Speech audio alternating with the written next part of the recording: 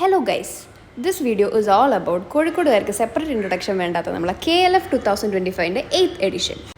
ഈ ഇവൻറ്റിനെ പറ്റി അധികം അറിയാത്ത ആൾക്കാർക്ക് ഒരു ചെറിയ ഇൻട്രൊഡക്ഷൻ ഞാൻ തരാം. സ്റ്റാർട്ടിംഗ് 2016 എവറി ഇയർ കോഴിക്കോട് ബീച്ചിൽ വെച്ച് നടത്തുന്ന ഒരു ആനുവൽ ലിറ്ററേച്ചർ ഫെസ്റ്റിവലാണ് ഈ KLF എന്ന് പറയുന്നത്. Also, this event is called as Asia's largest literature festival. It's from the books ശരിയാവാം തെറ്റാവാം അതിൻ്റെ മേലെ എൻ്റെ മേലെ കയറരുത്.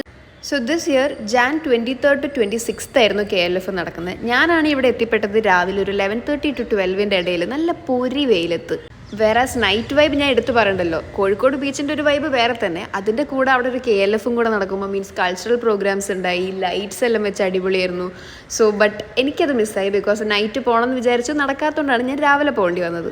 അപ്പോൾ ഇതിൻ്റെ കാറ്റലോഗിൽ നേരത്തെ കാണിച്ച പോലെ തന്നെ ഈ ഒരു KLFിനെ അവർ ഡിവൈഡ് ചെയ്ത് അക്ഷരം, ഗ്രന്ഥം, തൂലിക, വായന അങ്ങനെ ഓരോരോ സെക്ഷനാക്കി ആ സെക്ഷനിലെല്ലാം ഓരോരോ സെഷൻസോ സെമിനാർസോ അങ്ങനെ എന്തെങ്കിലും നടക്കുന്നതായിരിക്കും ഉണ്ടാവുന്നത്.